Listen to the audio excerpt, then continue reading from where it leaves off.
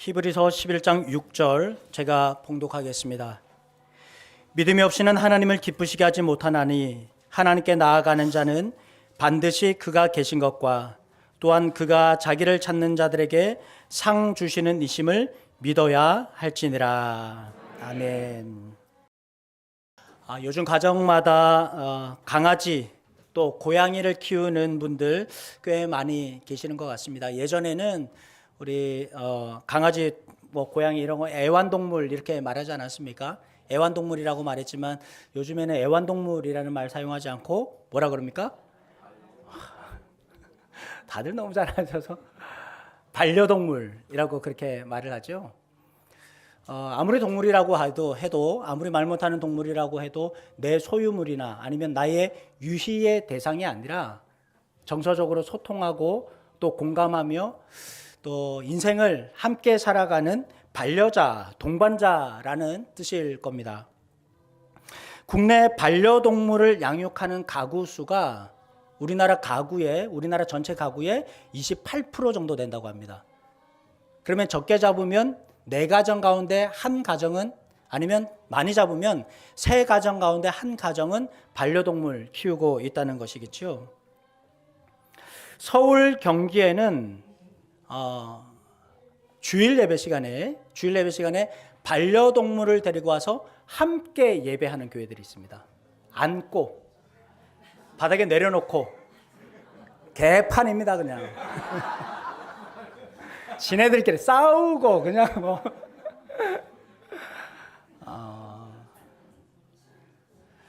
주여 그랬어 저쪽에서. 어떤 교회들은 주일 예배 시간에 이제 서울 경기도에 이제 큰 교회인데, 아주 큰 교회, 이름만 되면 다 알만한 큰 교회인데, 여기는 드림펫이라는 부서가 있습니다. 그래서 주일날 강아지 고양이 데려가면 이거 맡아주는 거예요, 예배 시간 내내. 그러니까 유치부, 아동부 이런 것처럼 강아지 데리고 이제 게임도 하고 하는 거예요. 그 전담 부서가 있어요. 전담 교사들이 있어요. 이름표 딱 달고. 저는 좋다고 보는데 여러분 그렇지 않으신가 보네요.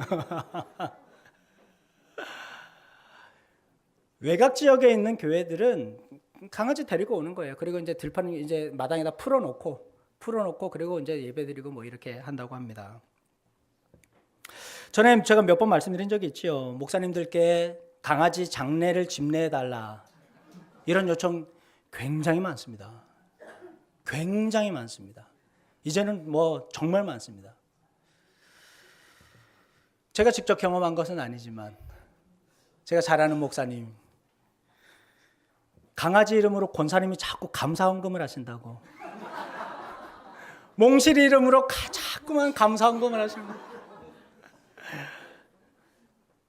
어떻게 해야 됩니까 이거는? 저도 서울에 있을 때 강아지 키웠습니다.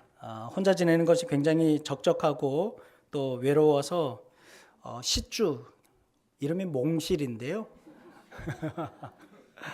서울에서 오랫동안 키우다가 이제 부산 내려오면서 사택으로 들어가니까 사택에서는 강아지를 키울 수가 없어서, 그래서 이제 어머니께 맡기고 한 3, 4년 전에 이제 무지개 다리를 건너갔습니다. 사실은 이제 제가 저희 아내보다도 우리 몽실이랑 더 오래 살았거든요. 몽실이랑 살다가 이제 결혼을 했죠. 몽실이가 또 먼저 임신을 했습니다. 새끼를 갖게 되었는데, 저도 강아지 이렇게 임신 기간이 사람에 비해서는 굉장히 짧습니다. 2달 정도밖에 되지 않는데요. 임신 기간이 짧아서 그렇지 사람과 거의 똑같은 임신 기간, 그 과정을 겪는 것을 보았습니다. 그런데 하필 몽실이가 이 출산 예정일이 명절과 겹친 거예요. 명절이 되면 저희는 이제 부산으로 내려와야 되는데, 이 명절에 어떻게 해야 되나. 동물이니까 알아서 하겠지만, 지가 알아서 다 하겠지만, 그래도 염려가 되어서 다니던 동물병원 수의사 선생님한테 말씀을 드렸습니다. 근데 수의사 선생님이 아주 충격적인 말씀을 하셨습니다. 요즘 강아지나 고양이들을 집에서 키우다 보니까, 가정에서 이렇게 키우다 보니까 이 아이들이 동물로서의 본능을 잃어버렸다는 거예요. 동물로서의 본능을 잃어버렸다는 거예요. 예전에는 마당이나 들에서 혼자 새끼 낳고 알아서 뒤처리하고 알아서 애들을 잘 키워줬는데 지금은 너무 오랫동안 사람의 손을 탔고 또 함께 생활했기 때문에 동물로서의 야성을 상실했다 그러더라고요. 그래서 새끼를 낳고 나면 아마 좀 챙겨줘야 될 거다 이런 얘기를 했습니다. 우리는 그런 생각을 하죠. 동물이 사람과 함께 지내기 위해서는 동물만의 그 거친 이런 그 야생의 것들, 거친 야성들 이런 것들이 거세가 되어야지만 사람과 함께 지낼 수 있다 생각을 할 겁니다. 그런데 동물이 동물의 거친 야성을 잃어버리면 사실은 동물이 아니지요. 언젠가 그 아프리카였나요? 제가 유튜브 보니까 사자를 키우기 시작한 사자, 아주 새끼 사자. 그 아마 보신 분들 계실 거예요. 새끼 사자를 키웠는데 이 사자 금방 크잖아요. 얼마 지나지 않아서 사자가 엄청나게 이제 커진 거예요. 우리 동물원에 있는 사자들처럼. 그런데 신기한 일이 벌어졌습니다. 집에서 젖병 가지고 새끼 사자를 키웠는데 사자가 야성이 없는 거예요. 사자가 강아지처럼 행동하는 거죠. 여러분, 저는 이런 모습 보면서 예수님의 십자가와 순교자의 피로 세운 오늘의 교회도 다르지 않다라는 생각을 했습니다. 기독교 역사가 1000년이 넘은 유럽, 한때는 기독교 왕국으로 불렸습니다. 세계에서 가장 먼저 복음을 전했고 기독교 문화를 꽃피웠습니다. 전 세계로 수많은 선교사들을 보내었습니다. 그런데 지금 유럽 교회는 오히려 우리가 복음을 전하러 가야 되는 역선교가 이루어져야 되는 곳이 되었습니다. 우리 많이 들었을 겁니다. 유럽 교회가 어떻게 되었다. 1980년대부터 해서 유럽 교회는 교회가 수백 년 된 교회들이 팔려나가기 시작했습니다. 그 교회는 아파트, 화실, 유치원, 우리 많이 들었던 것처럼 나이트클럽이 된 교회도 있습니다. 여러분, 이런 교회가 영국, 독일, 네덜란드 3개국에만 이런 교회가 1000개가 넘습니다. 20세기 초만 해도 세계 기독교의 70%가 세계 기독교 인구의 70%가 유럽 사람들이었지만 100년이 지나지 않아서 반토막이 났습니다. 이처럼 유럽 기독교가 쇠퇴한 이유는 기독교가 국가 종교가 되었습니다. 획일화된 기독교 문화, 이러한 것들이 큰 원인이다 이렇게 말들을 합니다. 유럽 기독교가 국가 종교라는 말은 독일이나 스위스, 스웨덴 같은 나라에서는 전 국민이 예수를 믿든 믿지 않든 교회를 다니든 다니지 않든 종교세를 내야 됩니다. 이 종교세를 가지고 교회를 운영합니다. 이 종교세를 가지고 목회자들 월급을 줍니다. 목회자들이 이동할 때도 정부에 있는 종교청에서 인사이동을 시키는 것이죠. 교회가 많이 노력하지 않아도 됩니다. 아이가 태어나면 무조건 기독교인으로 등록이 됩니다. 일단은 기독교인으로 등록이 됩니다. 종교를 바꾸려고 한다면, 자기가 기독교인이 아니라 다른 종교로 바꾸려고 한다면 이런 나라들에서는 재판을 거쳐야 됩니다. 재판을 해야지 다른 종교로 자신의 종교를 바꿀 수가 있습니다. 이렇게 기독교가 국가 종교로 보호받으면서 경쟁력을 상실한 것이죠. 전도 안 해도 되니까, 헌금 안 해도 되니까, 뭘 하지 않아도 정부에서 알아서 교회를 돌봐주니까 신앙의 열정들이 상실되었습니다. 기독교가 세속화된 것이죠. 또한 기독교는 본질상 초월성을 지니고 있습니다. 그런데 유럽 기독교가 합리주의에 깊이 빠지게 되었죠. 초자연적인 세계, 하나님의 기적, 이 모든 것들을 이성의 범주 안으로 다 축소시켜 버렸습니다. 복음의 순교자들은 초자연적인 세계를 믿었기 때문에 목숨을 바쳐서 교회를 지켜냈지만 이 세대는 기독교인의 자기 정체성, 신적 권위 다 벗어던졌습니다. 최근에 유럽인들은 불교나 이슬람 같은 동양 종교에 부쩍 관심을 많이 갖습니다. 그래서 불교 집회에 많은 사람들이 몰리고 불교 학교도 곳곳에 많이 세워졌습니다. 그런데 이게 비단 유럽 기독교만의 문제가 아닙니다. 한국 교회도 그렇게 돼가고 있습니다. 교회가 기성교회가 이단 교회로 팔려가는 건 뭐 지금은 너무나도 심심찮게 이렇게 볼 수 있죠. 서울의 교회를 갖다 카페로 만든 교회도 있잖아요. 카페로 만든 곳도 있잖아요. 개척교회를, 우리 같은 개척교회를 이렇게 조그만 교회를 산 거예요. 카페가. 의자 그대로 놓고 강대상도 그대로 놓고 입구에 있는 헌금함도 다 그대로 놔둬요. 전부 다. 이 강대상에서 커피를 내려주는 거예요. 카페.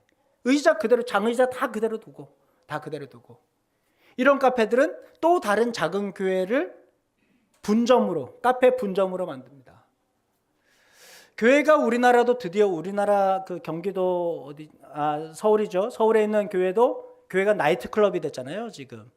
교회가 팔렸는데 나이트클럽에서 사서 이제 교회 모양 그대로 이렇게 지키고 있죠.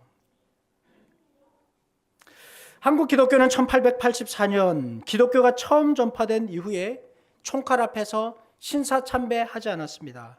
신앙을 굽히지 않았고 전쟁으로 폐허가 된 잿더미에서도 교회는 세상의 희망의 빛이 되었습니다. 그것으로 인해서 하나님께서는 한국교회에 큰 복을 내려주셨고 이것이 한국 기독교 부흥의 역사가 되었습니다. 그런데 지금 교회는 그렇지 않습니다.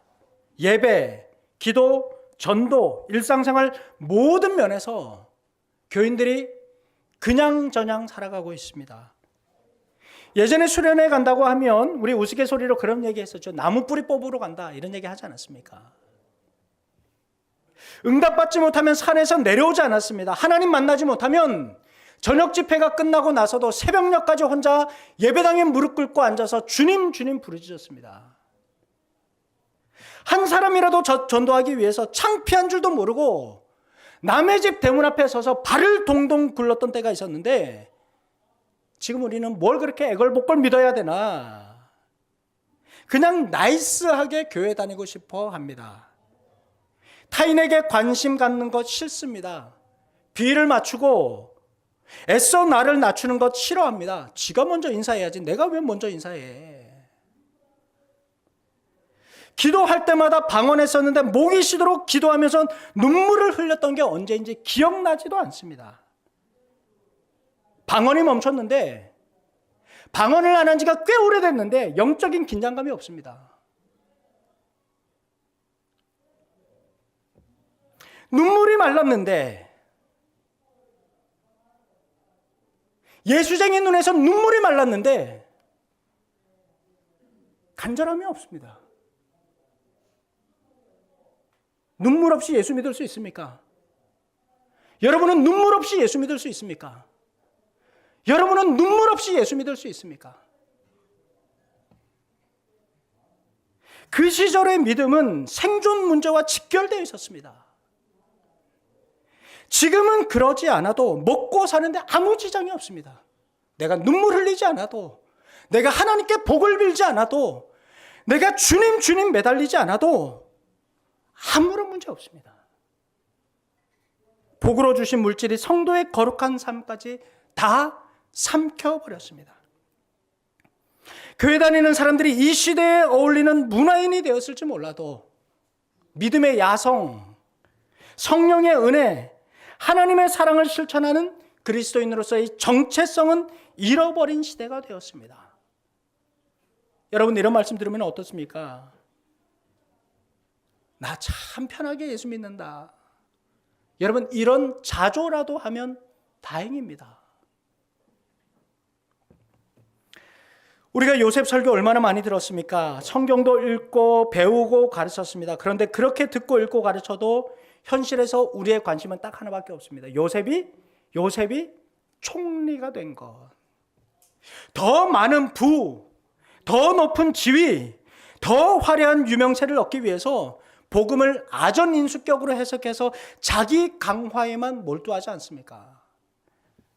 그런데 실제 요셉의 삶은 어떠했습니까? 사랑과 안전의 울타리가 되어줘야 될 가족으로부터 내쳐졌고 이역 말린 먼 곳으로 쫓겨났습니다. 하늘의 별이 아니라 세상 누구도 찾을 수 없는 가장 깊고 가장 어두운 곳에서 노예와 수용자 생활을 했습니다. 고난의 시간을 보냈습니다.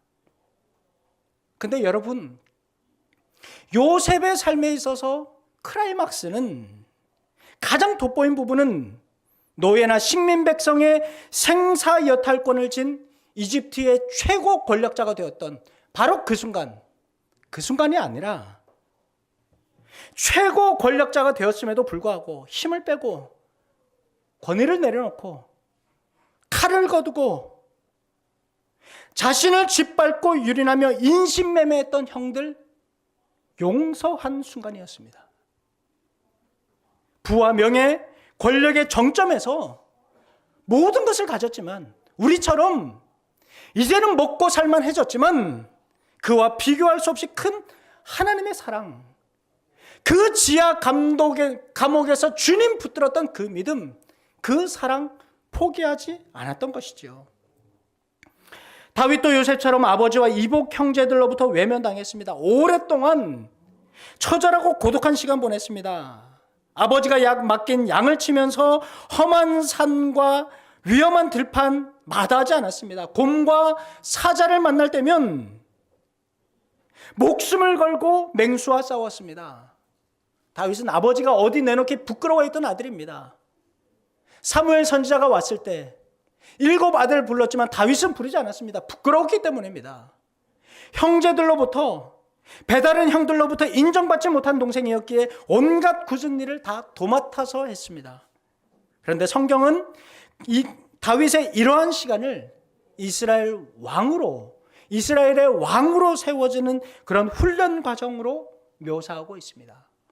훗날 이스라엘의 왕이 된 다윗은 자신이 왕이 되었지만 그 옛날 양을 돌보듯이 자기 백성들 돌보았습니다. 고독한 날의 마음, 그 마음을 하나님을 향한 마음으로 노래하며 시편에다가 담아놓았습니다. 자신의 왕권을 도전하며 역모를 꾸미고 만천하의 아버지의 수치를 드러내었던 모난 자식, 그냥 말없이 품어주었습니다. 다윗의 신분이 바뀌었지요. 지위가 높아졌지요. 셀 수 없는 부를 가졌지요. 그럼에도 그의 믿음은 여전히 들에서 양을 칠 때의 그 하나님을 향한 믿음의 야성, 그리고 주님을 향한 순전함 잃지 않았던 것입니다. 다윗이 큰 죄를 지었을 때가 있습니다. 절대 왕권을 가졌으니까 충분히 덮고 넘어가도 됩니다. 모른 척해도 됩니다. 그런데 오히려 자신의 죄를 고백하며 회개했습니다. 사람 앞에 자신의 죄 고백했습니다. 그때 했던 기도 있죠. PPT 보겠습니다. 시편 51편 12절 말씀입니다. 같이 읽습니다. 시작. 그 구원의 기쁨을 나에게 도로 주시고 변치 않는 마음 내 안에 굳혀 주소서. 구원의 기쁨 회복시켜 주시고 변치 않는 마음 주십시오. 변치 않는 마음 주십시오. 왕이 되었다고 해도 내 마음 주님을 향해서 변치 않게 해주십시오. 최고 권력을 가진 순간에도 지난날 사선을 넘나들었던 그 믿음 변치 않게 해달라고 하나님 앞에 기도했습니다. 오늘 본문에도 말씀합니다. 하나님께 나아가는 자는 반드시 그가 계신 것을 믿을 때 하나님이 기뻐하신다. 우리 형편과 사정이 나아졌지만 변함없이 하나님 계신 것을 인정하며 사는 여러분 되시기를 주님의 이름으로 축원합니다. 그런가 하면 믿음은 우리가 바라는 것 보증해 준다고 그랬습니다. 확증해 준다고 했습니다. 볼 수 없는 것을 증명한다 그렇게 말씀했습니다. 여러분 쉽게 말해서 약속은 얻었지만 그 약속이 실제하지 않는 거예요. 그냥 종이 쪼가리 하나 들고 있는 거예요. 약속만 가지고 있는 거예요. 그리고 이 약속 믿고 사는 것이 믿음이다 그렇게 말하는 것이죠. 약속이 유효한 것은 본문에서 밝혀주고 있는 것처럼 하나님을 믿기 때문입니다. 하나님 믿기 때문입니다. 근데 그 하나님 눈에 보입니까? 하나님을 증명해낼 수 있습니까? 보이지 않잖아요. 그런데 보이지 않는 하나님께서 상을 주시겠다 이렇게 말씀하십니다. 상이라고 하는 것, 수고의 대가로 주시는 것입니다. 땅 위에 살면서 믿음의 수고를 했기 때문에 상을 주시겠다 말씀하신 것이죠. 믿음의 선조들은 땅 위에 수고한 눈물이 있었지만 하늘의 상을 사모했었습니다. 모세가 그랬지요. 26절 같이 읽겠습니다. PPT 봅시다. 시작. 그리스도를 위하여 받는 수모를 애굽의 모든 보화보다 더 큰 재물로 여겼으니 이는 상 주심을 바라봄이라. 아멘. 이집트 왕자 모세는 지위와 명예, 돈을 포기하고 오히려 그는 잠시 죄악의 향락을 누리는 것보다 하나님의 백성과 함께 학대받는 길을 선택했습니다. 하늘의 상, 하늘에서 상 주시는 분을 바라보았기 때문입니다. 27절에도 그렇게 말씀하지요. 모세는 바로의 분노를 두려워하지 않고 눈에 보이지 않는 하나님인데, 하나님 눈에 보이지 않는데 마치 눈에 보이는 것처럼 행동했다, 그렇게 말씀합니다. 여러분, 믿음은 이런 겁니다. 여러분에게 이 믿음이 있습니까? 우리가 이 믿음 때문에, 우리가 이만큼 살 수 있었던 건 믿음 때문에 여기까지 왔는데, 여러분에게 여전히 그 믿음이 있습니까? 여전히 믿음이, 여전히 하나님을 향한 그 사랑이 여러분의 심장을 뛰게 하고 있습니까? 최근에 한 TV 프로그램에서 요즘 우리 국민의 특징을 꼬집은 말을 들은 적이 있습니다. 요즘 사람들은 아무도 손해보려고 하지 않는다. 아무도 손해보려고 하지 않는다. 조금이라도 손해보면 자신의 억울함과 분노를 SNS에 올리고 정의와 공정을 외칩니다. 여기 장사하시는 분들 더 잘 아시죠? 서비스업 직종에 계신 분들 더 잘 아시죠? 왜 나는, 왜 우리는, 뭐 이런 말 늘 듣지 않습니까? 아무도 손해보려고 하지 않는 세상에서 여러분은 땅의 손해를 포기할 만큼 하늘의 상이 믿어지십니까? 아무도 손해보려고 하지 않는 세상에서 여러분은 상 주시는 분을 믿으십니까?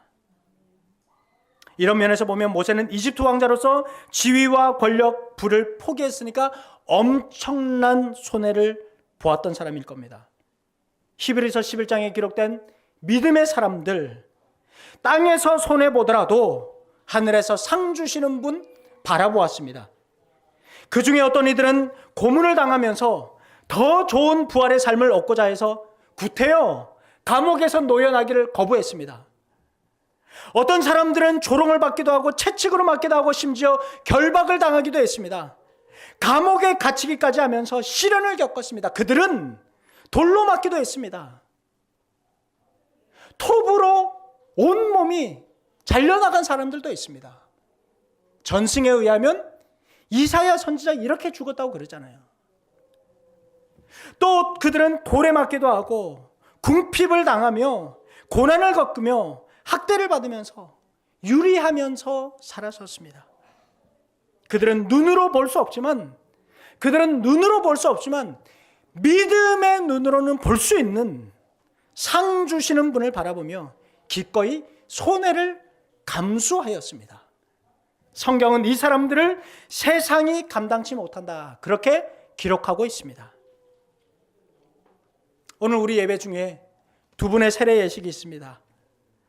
먼저 믿은 여러분이 이 두 분에게 믿음이 무엇인지 보여주십시오.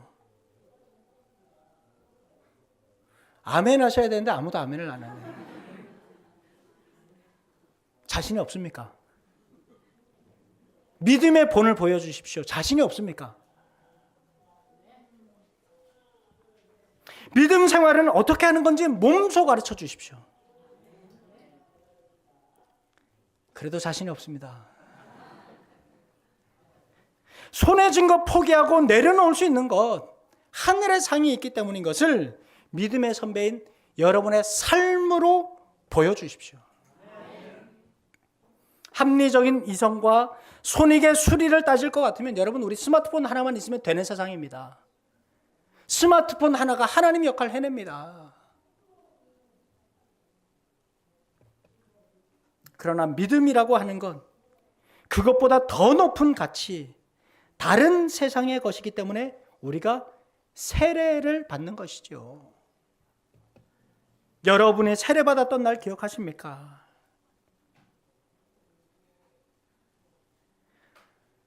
다시 믿음의 야성을 회복하십시오. 하나님의 사랑이 다시 여러분의 심장을 뛰게 하십시오. 조금은 거친 듯 하지만 세련되지 않더라도, 젠틀하지 않더라도 우리만의 투박한 믿음으로 다시 하나님 앞에 겸손히 엎드리는 여러분 되시기를 우리 주님의 이름으로 축원합니다. 기도하겠습니다. 하나님 아버지, 믿음의 환경 더 좋아졌습니다. 더 좋은 곳에서 예배하고 있습니다. 더 좋은 장비들, 더 좋은 음향시설들, 영상시설들이 있습니다. 이제 곧 더 좋은 예배당으로 들어갑니다. 그런데 하나님, 우리 믿음도 더 좋아졌습니까? 예수 믿은 지 몇십 년이 되었는데 우리 믿음도 그 세월만큼이나 더 깊어졌습니까? 젊었을 때 그 간절함과 눈물, 부르짖음, 여전히 그것이 내 안에 있습니까? 교회 오는 거 생각하면 기쁘고 하나님의 사랑이 우리 심장을 뛰게 했던 것처럼 여전히 그 은혜가 내 안에 있습니까? 우리의 모습들을 돌아보게 하여 주시며 믿음의 야성을 회복하는 우리 모든 교우들 되게 하여 주시옵소서. 예수님의 이름으로 기도하옵나이다.